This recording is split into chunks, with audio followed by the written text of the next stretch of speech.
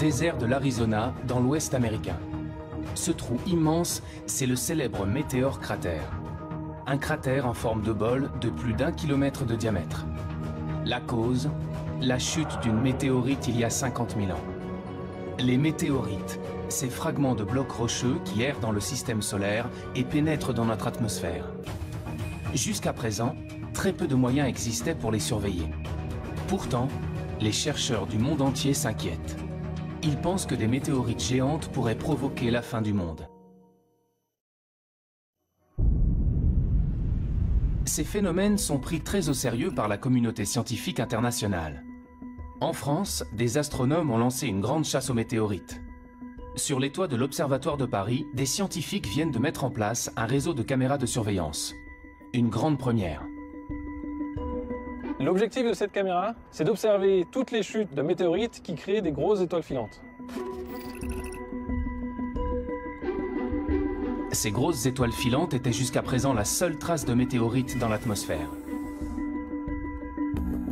À chaque fois qu'il y a un gros météore détecté par plusieurs caméras, on le sait instantanément et on est capable en quelques minutes de calculer la trajectoire. Et donc en faisant ça, on est capable de savoir où et quand les météorites tombent en France. Tout le territoire est quadrillé. Présentes dans tous les départements, les caméras fonctionnent jour et nuit. Il y en a environ 100 dans toute la France pour pouvoir faire ce qu'on appelle la triangulation. C'est-à-dire à partir de 2 caméras, on a 2 points de vue différents d'un même gros météore. Ces caméras vont peut-être enfin dévoiler les secrets que renferment ces énigmatiques corps rocheux. Même si les astronomes savent que la plupart des météorites viennent de la ceinture d'astéroïdes située entre Mars et Jupiter, ils ignorent de quel endroit précis. Désormais, ces caméras pourront pister la source de ces météorites d'après leur trajectoire. L'idée, c'est de faire le lien entre la composition des objets qui tombent au sol et leur provenance dans le système solaire. Grâce à ce réseau, notre espoir, c'est de savoir d'où viennent les météorites qui tombent sur la Terre. L'Observatoire de Paris est l'un des acteurs clés de cette recherche. Et plus largement, c'est ici que l'on tente de percer les mystères de notre univers. L'Observatoire de Paris. En France, c'est le plus grand centre de recherche en astronomie et en astrophysique. Le deuxième plus grand au monde derrière celui d'Harvard aux États-Unis. Fondée il y a 350 ans, cette institution continue de faire d'incroyables découvertes et travaille avec les plus grands laboratoires mondiaux.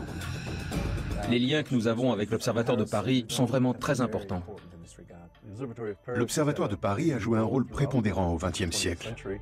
Implanté sur 3 sites, à Paris, Meudon et Nançay en Sologne, l'Observatoire est né d'une grande ambition scientifique. Les académiciens royaux ont convaincu Colbert puis Louis XIV qu'il était nécessaire de construire un grand lieu de science pour la gloire du roi Soleil. De grandes découvertes ont été faites entre ces murs. C'est ici que l'on découvre que la vitesse de la lumière n'est pas infinie. Le Verrier y démontre l'existence de la planète Neptune par les mathématiques. C'est là également que l'on réalise les premières cartes détaillées de la Lune. L'Institut de recherche est prêt à relever de nouveaux défis en construisant des télescopes révolutionnaires ou en préparant de nouvelles missions spatiales. Ce sera la première fois que le LESIA travaillera sur un instrument qui atterrira sur Mars. L'une des premières choses qu'on doit le rechercher, c'est est-ce qu'il y a de l'eau liquide à la surface des objets qu'on va étudier. Sonder l'infiniment petit comme l'incroyablement grand pour mieux comprendre notre univers. L'objectif aussi, c'est de comprendre comment la Terre est devenue ce qu'elle est devenue.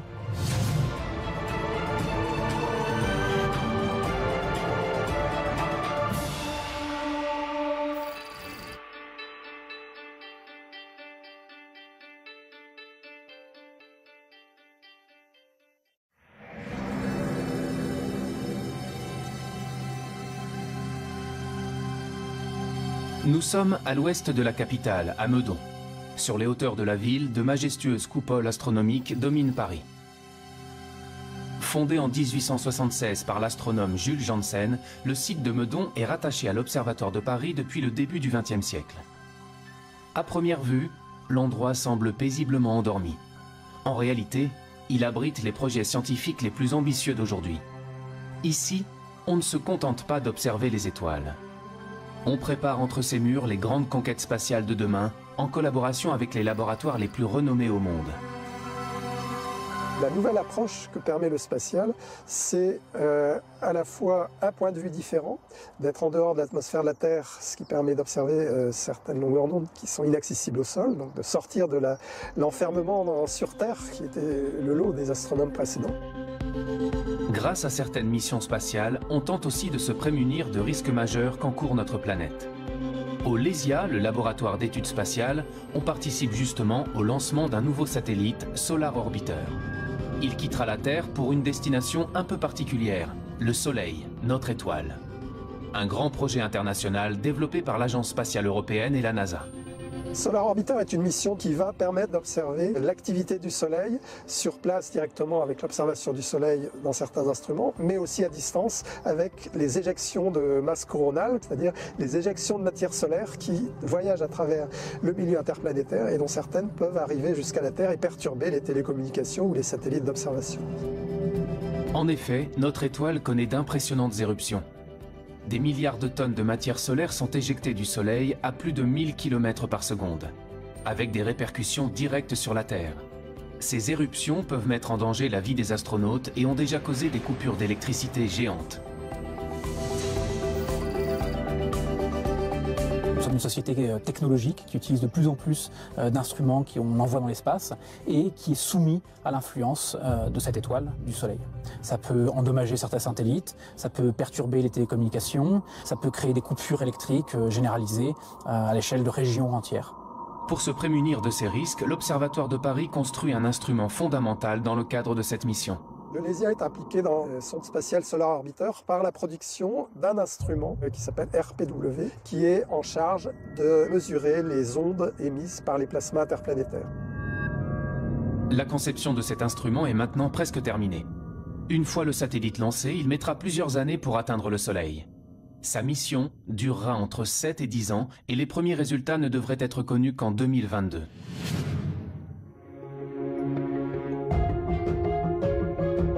En attendant, les astronomes doivent s'assurer quotidiennement que le Soleil ne représente pas de danger pour notre planète. Ils ont mis au point un procédé pour surveiller le Soleil, mais cette fois-ci en restant au sol. Le même procédé depuis plus d'un siècle.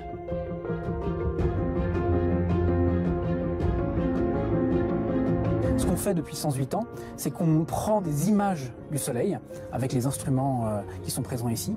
Donc, c'est-à-dire qu'on construit un catalogue de données que pourront exploiter plus tard, dans 108 ans, dans 350 ans, des chercheurs qui s'intéresseront à l'évolution à très longue durée du Soleil.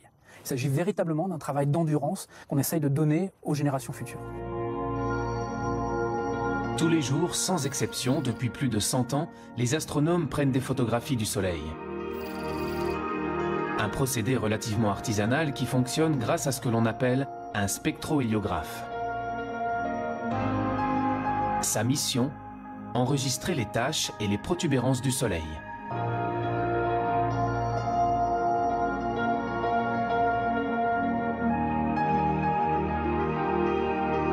Il est nécessaire d'avoir ces types d'observations qui sont faites au sol, qui sont faites de manière relativement simple par rapport à ce qu'on est capable de faire, mais qui sont irremplaçables.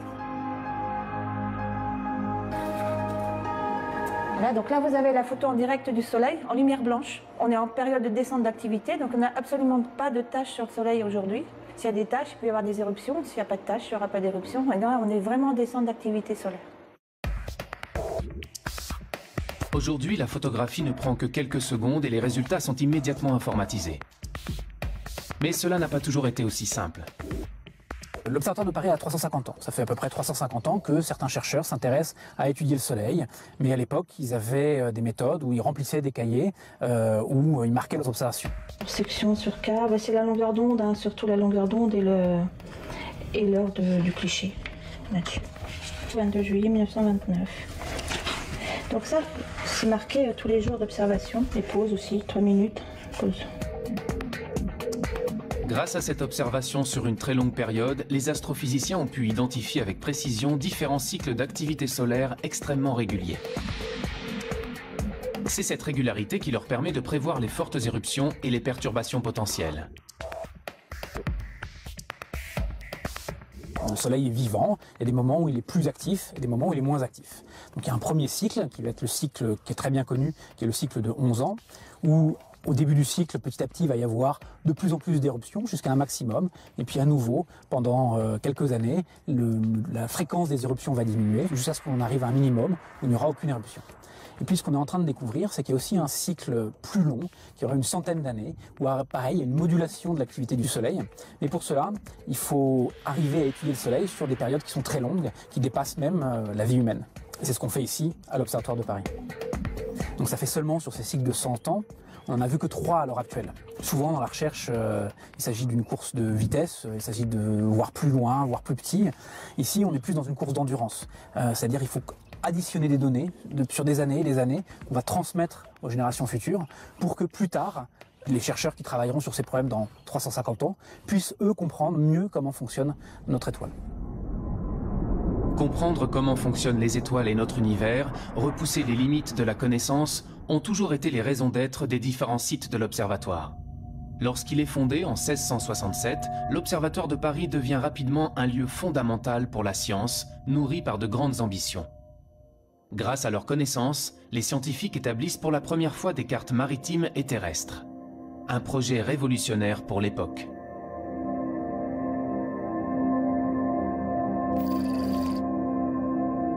Sous le règne de Louis XIV, il était nécessaire de construire des cartes précises. Et on avait demandé à l'époque aux astronomes, grâce à leur connaissance du ciel et des mesures de latitude et de longitude, de construire la carte, notamment la carte de France.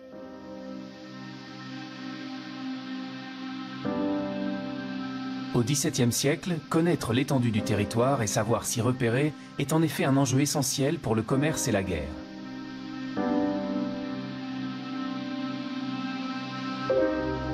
Pour l'anecdote d'ailleurs, il s'est avéré que cette carte montrait que le territoire du royaume de France était en fait beaucoup plus petit que ce qu'on croyait à l'époque, ce qui a fait dire à Louis XIV que ces astronomes, qui l'avaient si bien soutenu financièrement, lui avaient fait perdre plus de territoire que ne lui avait fait gagner toutes ces guerres. Cette carte, qui nécessite 60 ans de travail, représente une véritable innovation scientifique. C'est la première fois que l'on s'appuie sur la triangulation pour concevoir la représentation exacte du territoire. Et cette carte prend comme point zéro géographique une ligne méridienne, une ligne droite scindant le territoire en deux. C'est d'ailleurs en suivant cette ligne nord-sud que l'Observatoire de Paris a été construit.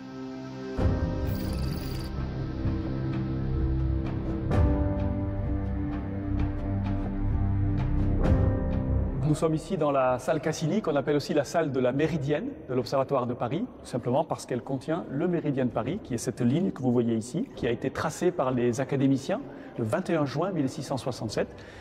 Ces académiciens qui ont donné comme instruction à l'architecte Claude Perrault de construire un bâtiment symétrique par rapport à cette ligne. Cette salle majestueuse, en fait, est un gigantesque instrument de mesure. En haut, ici, vous avez une ouverture avec une petite optique qui permet de projeter l'image du soleil sur le sol. L'été, le soleil est très haut sur l'horizon et par conséquent, l'image du soleil se projette de ce côté de la salle. L'hiver, il est très bas et l'image du soleil se projette complètement de l'autre côté de la salle. Et entre les deux, l'image du soleil fait un aller-retour. Et donc tous les jours, à midi vrai, on peut mesurer précisément à quel endroit cette image traverse le méridien. En projetant l'image du Soleil sur cette ligne, les astronomes de l'Observatoire ont pu démontrer que l'axe de rotation de la Terre s'inclinait sur son orbite. Ils ont également pu établir une mesure précise du temps grâce à cette ligne méridienne. Pendant presque tout le XVIIIe siècle, les astronomes ont mesuré précisément, jour après jour, année après année, la position du Soleil sur le méridien à chacun de ses passages. À la fin du XIXe siècle, les transports se développent fortement et une heure universelle doit être adoptée. La suprématie anglaise dans le commerce maritime fait gagner le méridien de Greenwich. Mais l'Observatoire reste l'un des maîtres incontestables du temps et définit encore l'heure légale française. La mesure du temps, c'est une des raisons majeures de la fondation de l'Observatoire de Paris. Dès la fin du XIXe siècle, les astronomes de l'Observatoire fabriquent le temps grâce aux horloges mécaniques. Et à l'époque, cela se passe dans les galeries souterraines de l'institution.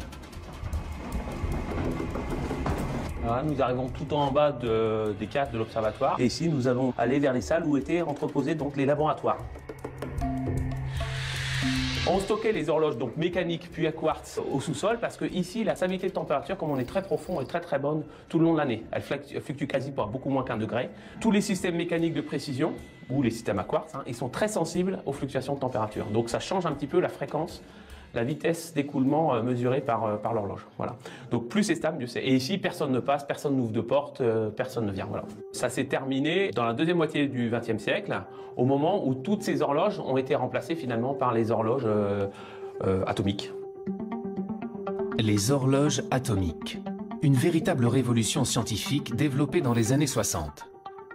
Dans des salles protégées comme des bunkers, à l'abri de la lumière et de la chaleur, l'observatoire définit le temps grâce à l'oscillation régulière de certains atomes.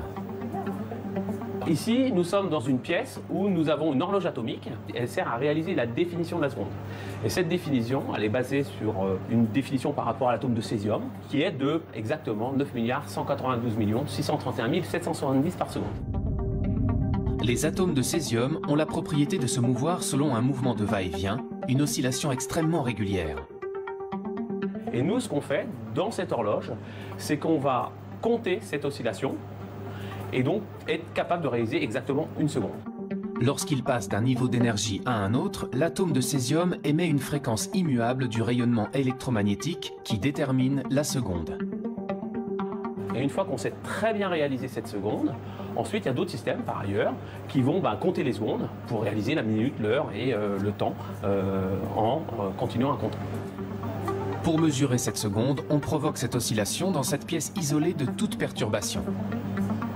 Pour contrôler ces atomes, on les refroidit, ça veut dire qu'ils sont très lents. On va les lancer, ils sont sous vide. C'est comme quand vous lancez une pierre. Ils vont monter, retomber, et pendant toute cette interrogation, presque 1 seconde en fait, pas tout à fait, on va mesurer cette oscillation. Donc on va faire des mesures ensuite répétitives, et ça va nous permettre de parfaitement fixer l'intervalle de temps, qui est à la base de la réalisation de l'ensemble ensuite de notre échelle de temps.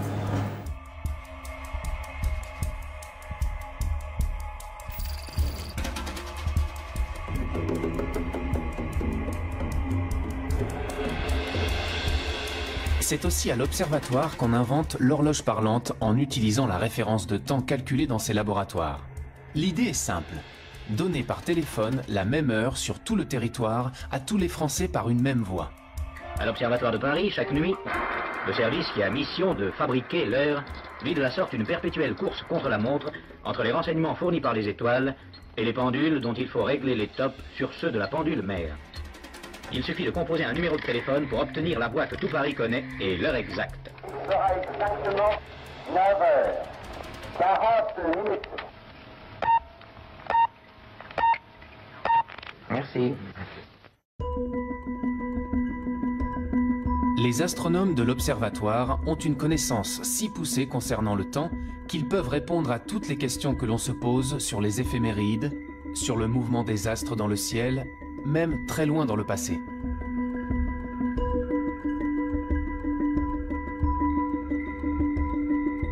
On a des personnes qui se posent des questions quand même un petit peu profondes, donc sur l'espace qui nous entoure, sur le temps. On a des demandes très spécifiques, ou d'historiens ou d'archéologues. Ils ont découvert en fait une inscription qui gravait dans la tour même de la cathédrale de Nevers, à la Saint-Michel, 1606, fut éclipse à 1h après-midi et fut nuit claire. Par rapport à ça, j'ai fait des recherches, il n'y avait pas d'éclipse, en tout cas sur 1606. Par contre, il y en avait une qui pouvait être favorable, correspondre à celle-là, c'était l'année précédente, en 1605. Donc nous, actuellement, avec les théories dont on dispose, on est effectivement en mesure de calculer l'état du ciel à un instant donné quelconque. Donc par exemple, remonter le temps jusqu'à 5000 ans en arrière. C'est pour ça qu'on a souvent des questions qui nous proviennent d'historiens ou d'archéologues, qui travaillent effectivement sur du matériau qui est aussi ancien que ça. Je reçois des demandes électroniques par mail et également du courrier. Donc celle-ci, elle provient d'un monsieur qui s'est posé une question toute simple. Il suppose un vaisseau spatial qui va accélérer continuellement à une accélération égale à l'accélération de la pesanteur, celle qui nous tient sur la Terre. Et en disant, à partir de ça, combien de temps va mettre ce vaisseau spatial pour atteindre une vitesse égale à la vitesse de la lumière et à quelle distance de la Terre cette vitesse sera atteinte. Alors il a fait le calcul, et puis il me demande juste de vérifier si son calcul est correct. Il signe d'ailleurs par Carpe Diem. Alors Bon, carpe diem, hein, on sait tout ce que ça veut dire. Donc le monsieur, c'est quand même un monsieur qui est connu. Bon, il est en prison, je crois, depuis les années 70. C'est un tueur en série. Je reçois aussi des courriers de tueurs en série. J'essaye de répondre à tout et à tout le monde. Donc le monsieur en question, je lui ai répondu, son calcul était juste, à peu près juste. Donc c'est pour dire que vraiment dans ce service, on a de tout. On a du très sérieux et puis on a du loufoque, de l'insolite, de toutes sortes de choses, quoi.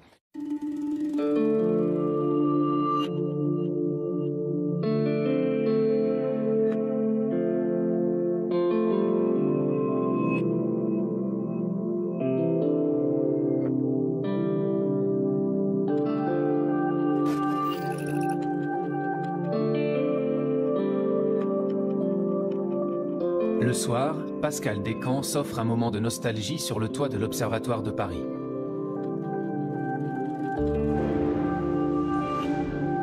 La lunette Arago, le plus célèbre instrument de l'Institut d'astronomie, marche toujours parfaitement. Cet instrument mythique, confiné dans une coupole tournante, est le témoin des progrès fulgurants de l'astronomie en France. Au moment de sa construction au XIXe siècle, c'était la plus grande lunette astronomique du monde. 38 cm de diamètre et 9 mètres de focale. Cet instrument mythique, voulu par François Arago, a contribué aux recherches les plus célèbres de l'Observatoire de Paris.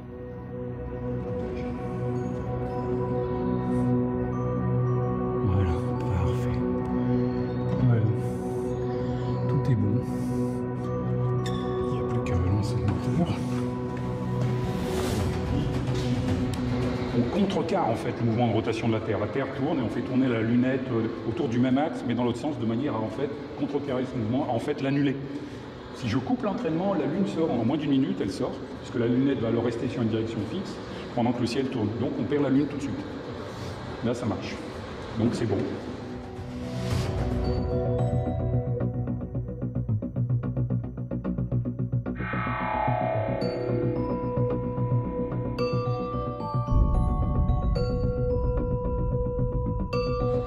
On sent vraiment le relief lunaire de façon assez impressionnante. Ouais, là, c'est très. Puis ça bouge pas.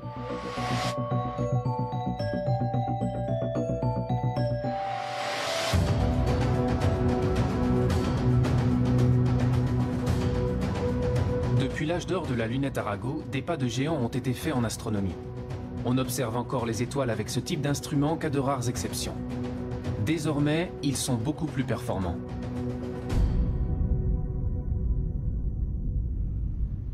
Pour obtenir une meilleure vision des astres, on construit des réseaux de télescopes utilisés par des équipes de recherche de différents pays. Astronome à l'Observatoire de Paris, Vincent Coudet du Foresto travaille justement depuis 15 ans sur un réseau de télescopes construit aux États-Unis.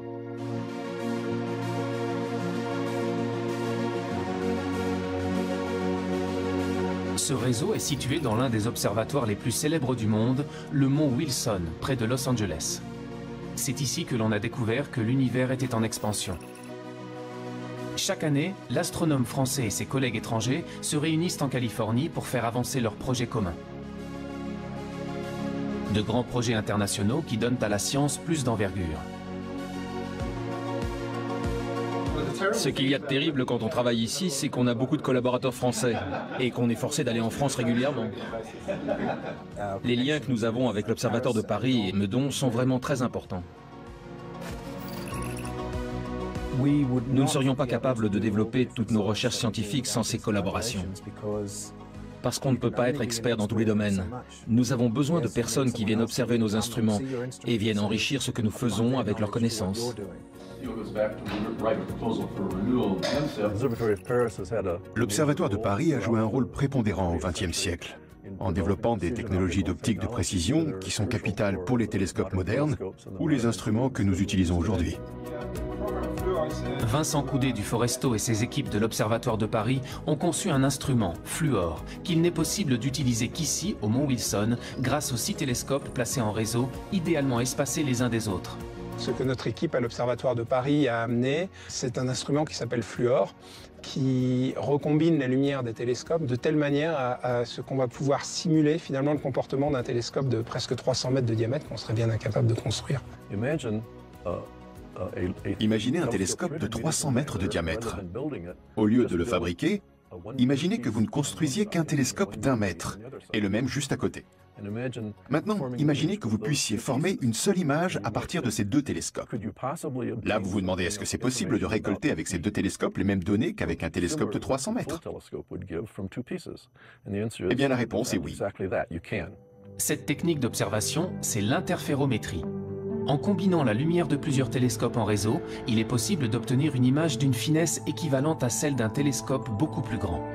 Fluor permet de combiner la lumière des télescopes du mont Wilson par fibre optique et non plus avec des miroirs. Une révolution. Ici, nous avons construit le réseau de télescopes et toute l'infrastructure, et Vincent a apporté Fluor, son instrument, et peut l'utiliser. En échange, il le met à disposition d'autres scientifiques. On ne pourrait pas faire le travail qu'on fait maintenant s'il n'y avait pas ces collaborations internationales. Les compétences, elles sont très complémentaires. Ici, il y a une infrastructure qui est complètement unique, avec ces télescopes qui sont éloignés les uns des autres, qui permettent vraiment de simuler un télescope géant. Nous, on apporte un instrument qui permet de faire des images avec une très grande précision. Et c'est justement de l'apport de ces compétences complémentaires qu'on peut obtenir des observations intéressantes.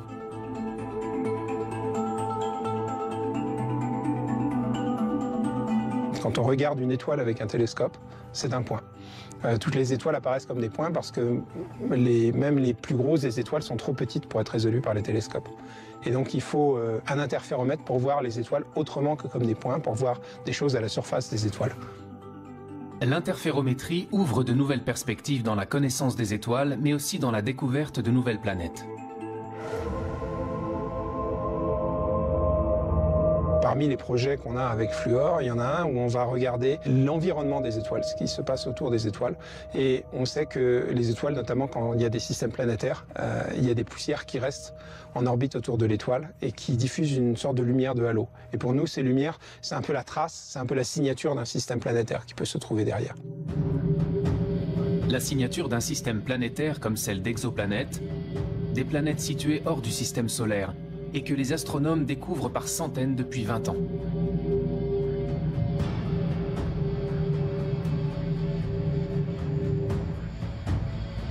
Ces collaborations entre laboratoires permettent de faire accélérer les découvertes. Grâce aux technologies modernes, les astronomes peuvent observer les étoiles à des milliers de kilomètres du télescope ou du réseau de télescopes pointés vers le ciel.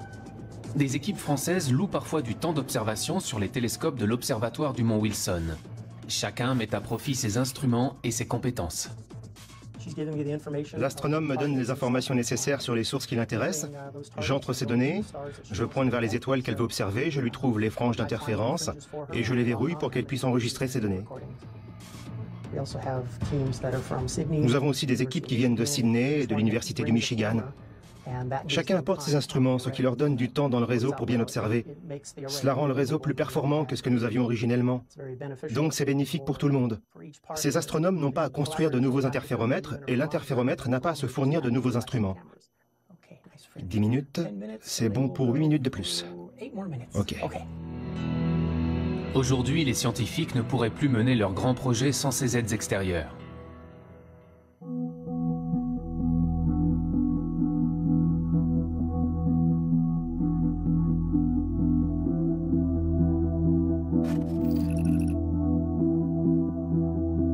La recherche, c'est l'échange d'idées, et donc l'échange, la confrontation, la critique, et de la critique naît de nouvelles idées.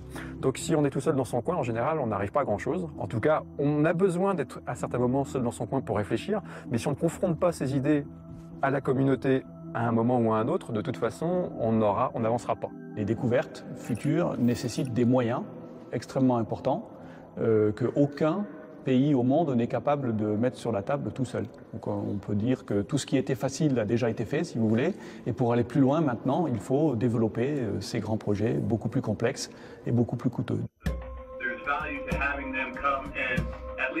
Aujourd'hui, de nombreux pays rassemblent leurs forces pour résoudre la grande question de l'humanité. Sommes-nous seuls dans l'univers? Existe-t-il de la vie extraterrestre? Une planète pourrait apporter des réponses et obsède les chercheurs du monde entier. C'est Mars, la planète rouge. Après le succès de la mission menée sur Mars en 2012 et le lancement du rover Curiosity, les astrophysiciens espèrent que la planète rouge répondra enfin à leurs questions. Avec la NASA et une dizaine de laboratoires en France, les chercheurs de l'Observatoire de Paris participent à l'une des missions les plus attendues, la mission Mars 2020. La mission Mars 2020 est la mission qui va continuer d'explorer la surface martienne à la recherche de l'eau passée, de la minéralogie passée et de la biologie, de la possible existence de vie à la surface de Mars. L'une des premières choses qu'on doit rechercher, c'est est-ce qu'il y a de l'eau liquide à la surface des objets qu'on va étudier. Pour répondre à cette question, les astrophysiciens de l'Observatoire de Paris conçoivent un petit instrument placé sur la caméra du rover. Nous travaillons ici sur une partie des détecteurs et sur toute l'ingénierie système de la caméra qui sera placée au bout d'un mât sur cette mission spatiale. On fabrique un petit instrument qui est un spectromètre infrarouge qui va nous permettre de faire la spectroscopie de la surface martienne. En fonction des différentes couleurs qui seront présentes, on sera capable de dire quels sont les minéraux qui sont présents à la surface de Mars et éventuellement même en quelle quantité. On va aussi essayer de voir s'il y a de la matière organique à la surface de Mars.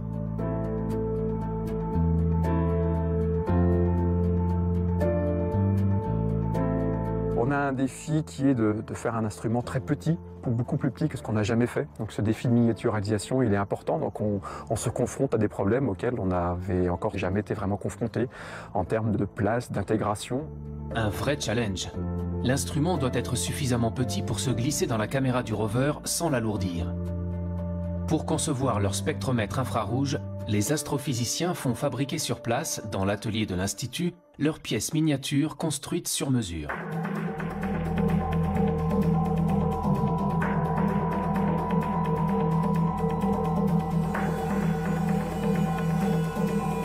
Il a fallu trouver une place au sens physique, où est-ce qu'on se met exactement. Il a fallu aussi trouver comment on branchait nos fonctions, de l'électronique, quelle masse on apportait. Il ne fallait pas apporter trop de masse, parce que sinon on aurait été trop lourd, on n'aurait pas pu être au sommet du mât du rover. Donc on a tout ce genre de contraintes qui nous empêchent de faire exactement tout ce que l'on veut et nous restreignent dans nos objectifs scientifiques. Ce sera la première fois que le LESIA travaillera sur un instrument qui atterrira sur Mars et c'est pour nous un nouveau challenge. Un nouveau challenge que l'Observatoire doit remporter. Les équipes n'ont pas le droit à l'erreur. Maintenant que l'étape de fabrication de l'instrument est terminée, les chercheurs lui font subir une série de tests et de vérifications. L'instrument est placé dans les conditions extrêmes de l'espace et de la surface martienne. Sachant qu'il peut faire jusqu'à -133 degrés sur Mars, il doit résister à un univers hostile. Pouvoir se dire qu'un petit morceau de métal et d'optique qu'on a créé se retrouve dans l'espace, c'est quelque part quelque chose qui nous rend très fiers.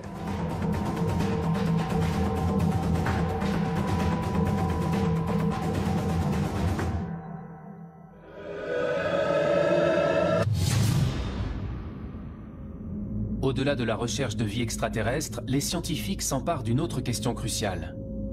Remonter aux origines du monde et comprendre comment les premières galaxies se sont formées.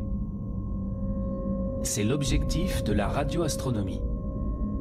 En Sologne, à Nançay, dans le centre de la France, il existe un espace immense isolé en pleine forêt. 150 hectares qui font partie de l'Observatoire de Paris, mais pourtant situé à plus de 200 km de la capitale. Et pour cause, le lieu doit rester protégé des ondes radio parasites. Car ici, on développe la radioastronomie. Bien loin de la lumière que l'on perçoit, ces astronomes s'intéressent à une lumière invisible, les ondes radio, plus faibles encore que l'infrarouge. Il faut savoir que dans l'univers, il y a un tas d'astres qui vont émettre dans toutes les longueurs d'onde. Donc la radioastronomie va s'intéresser justement à observer ces astres ou tous les phénomènes célestes inimaginables dans le domaine des ondes radio.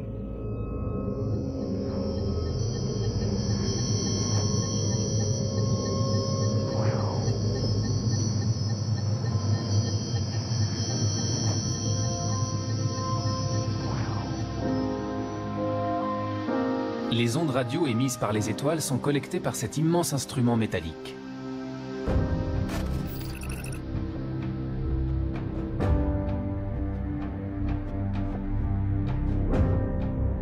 C'est l'un des plus grands radiotélescopes du monde.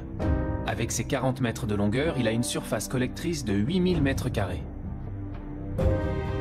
Il observe l'univers à basse fréquence et permet l'étude des galaxies, des enveloppes d'étoiles ou encore des comètes.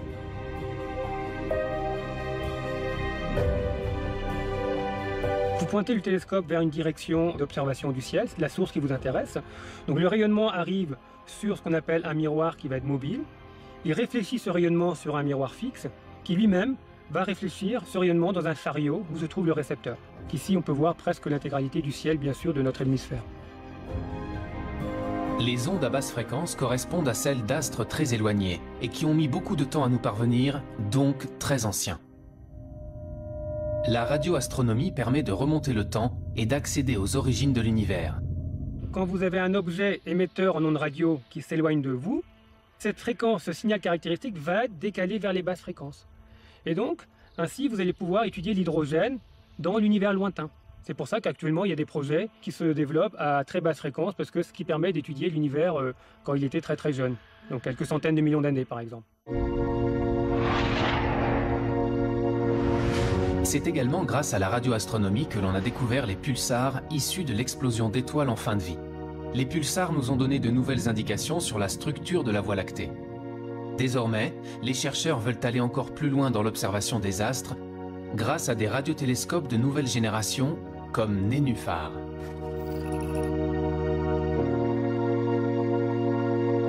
Contrairement aux grands radiotélescopes où vous pointez l'antenne pour justement observer votre source d'intérêt, Nénuphar, ce sont des antennes qui voient tout le ciel. C'est un peu une révolution en radioastronomie en fait, c'est d'avoir des antennes qui voient tout le ciel et qui pointent, et vous pointez dans différentes directions.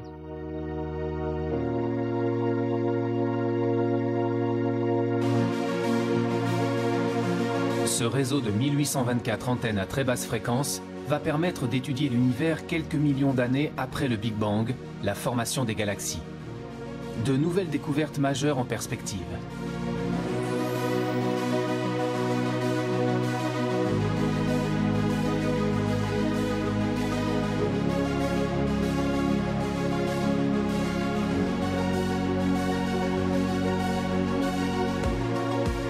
Fournir une vision renouvelée de la structure de notre univers pour en comprendre sa composition et son origine, c'est le défi quotidien que tentent de relever ces astrophysiciens.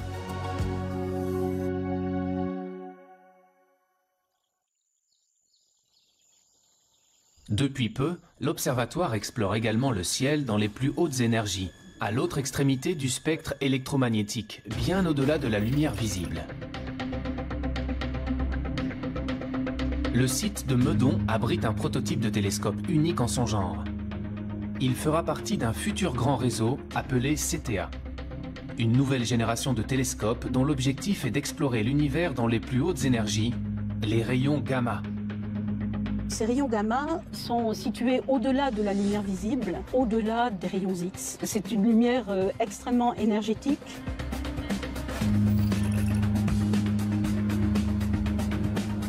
CTA va pouvoir observer des photons gamma qui ont des énergies de 10 puissance 10 à 10 puissance 14 fois plus grandes que l'énergie de photons optiques.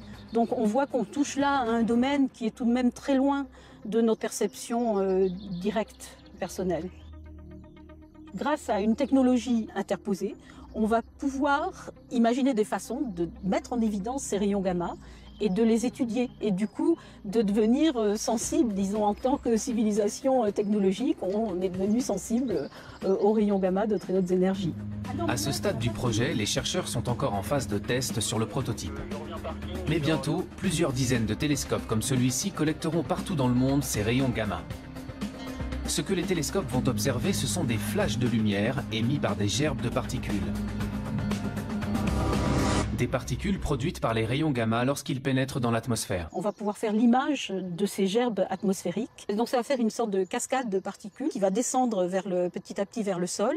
Et dans cette gerbe atmosphérique, il y a justement des particules très rapides qui vont émettre un flash bleuté très ténu qui va être détecté par les caméras des télescopes Cherenkov. Et on voit les produits que son entrée dans l'atmosphère a généré et le rayonnement qui en résulte au bout du compte. Il faut avoir une résolution temporelle pour suivre l'évolution de ces flashs de l'ordre de la nanoseconde. Donc la nanoseconde, c'est 1 milliardième de seconde.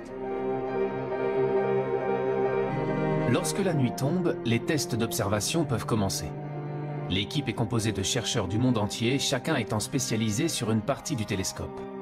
Au total, 30 pays et 1200 scientifiques sont engagés dans ce projet hors norme. Ils espèrent tous repérer des cascades de particules dans le ciel de Paris.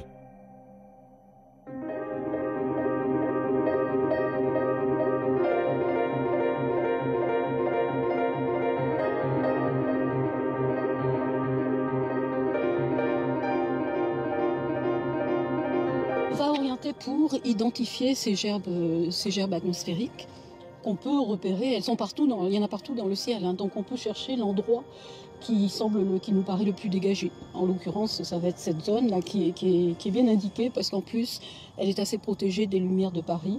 Et là, elle n'a pas de nuages, donc on va pointer dans cette direction. On voit des sites où il y a eu des phénomènes très énergétiques et même voire cataclysmiques, comme des explosions d'étoiles lors de supernovae.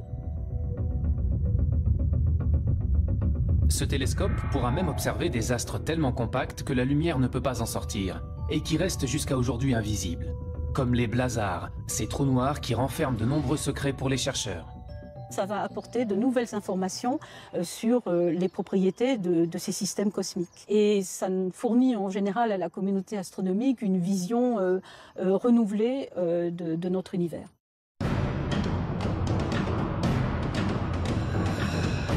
Grâce à tous ces nouveaux instruments ultra perfectionnés et des connaissances toujours plus poussées, les astrophysiciens peuvent observer le ciel dans les plus basses fréquences comme dans les plus hautes énergies. Mais ils se confrontent toujours à une limite, celle de la formation de notre univers. Aujourd'hui, on n'est pas capable en fait de remonter aux premières sources, à l'origine, à nos origines. On a besoin d'observer des galaxies de plus en plus lointaines, beaucoup plus distantes. Et pour cela, eh bien, il faut des instruments de plus en plus puissants. L'instrument d'observation le plus puissant, c'est le projet futuriste ELT, Extremely Large Telescope. Un télescope européen géant, le plus grand télescope au monde, celui qui va peut-être réussir à remonter le temps jusqu'à l'origine de l'univers. Là, le but, c'est vraiment d'aller jusqu'au bout, d'aller vraiment étudier physiquement en fait, les premières sources de l'univers. C'était quoi d'abord? Est-ce que c'était des galaxies? Est-ce que c'était des amas d'étoiles? Est-ce que c'était autre chose? Des étoiles même, simplement, en explosion? C'est un télescope qui va être installé dans les années 2020. Ça consiste à prendre tous les grands télescopes existants sur la Terre aujourd'hui, c'est-à-dire 15 grands télescopes de 10 mètres, les mettre ensemble, combiner leurs miroirs et d'en faire un seul. Ces 39 mètres de diamètre, on doit les installer sous une coupole, ce qui fait que la coupole représente à peu près l'équivalent de 3 arcs de triomphe superposés. C'est l'un des projets européens les plus ambitieux en matière d'observation au sol.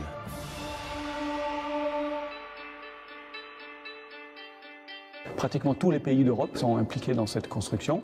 Et nous, à l'Observatoire de Paris, on est particulièrement impliqués dans la construction d'instruments qui se mettent au foyer du télescope.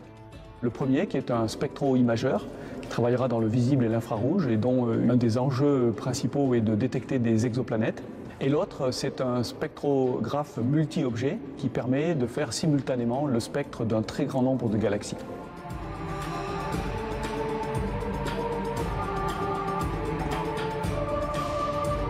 Il y a plus de 100 milliards de galaxies dans l'univers. Alors chacune de ces galaxies contient plus de 100 milliards d'étoiles. Rassurez-vous, on ne peut pas analyser les 100 milliards, mais on veut au moins avoir un aperçu, je dirais, de comment elles sont constituées. Et pour ça, il nous en faut beaucoup plus qu'une. Il en faut plusieurs centaines. On va pouvoir mesurer la composition des objets, de quoi ils sont faits. Dans le même temps, on va aussi voir comment ces objets se meuvent. Et on va regarder en fait les mouvements de cette galaxie. Donc en fait, on va refaire un bilan complet de l'univers, mais surtout un bilan complet de l'univers et de son évolution, de comment il était dans le passé. C'est un enjeu en fait pour toute la communauté d'astronomie, du point de vue du télescope et des instruments. Et puis pour un institut comme l'Observatoire de Paris, c'est un sacré enjeu parce qu'on n'a jamais fait ça. À l'image de la construction de ce télescope géant, il reste encore d'incroyables défis scientifiques à relever pour répondre à l'ultime question: d'où venons-nous? L'objectif, c'est vraiment de comprendre comment les planètes deviennent ce qu'elles sont devenues, comment on peut relier leur histoire avec leur état actuel. Et évidemment, l'objectif aussi, c'est de comprendre comment la Terre est devenue ce qu'elle est devenue.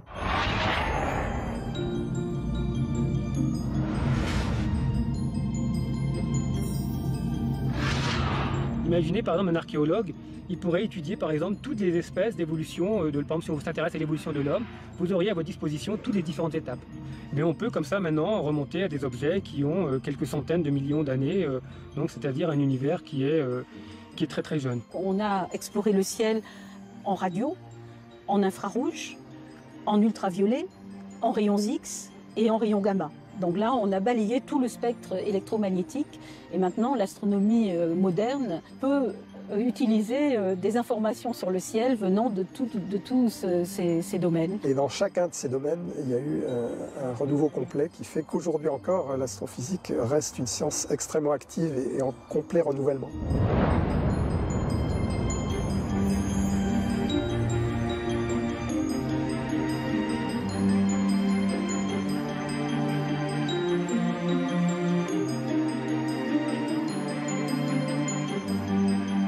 Un point qui est important pour tout institut de recherche, c'est de toujours accroître sa capacité à initier des grands projets qui contribuent à structurer l'avenir. Son futur est tout à fait prometteur. Il a un potentiel humain, de recherche, d'ingénieurs, techniciens, d'innovation qui est extrêmement fort. On est à bord de missions spatiales jusque dans les années 2030-2040. Donc au moins pour toute la première partie du XXIe siècle, je pense que l'Observatoire va continuer de se développer très fortement et d'être un acteur majeur de la recherche astrophysique en France et dans le monde. L'Observatoire de Paris, véritable citadelle des sciences. Plus de 3 siècles après sa fondation, ce lieu, porté par un héritage scientifique inestimable, nourrit toujours les plus grands espoirs de recherche et de découverte.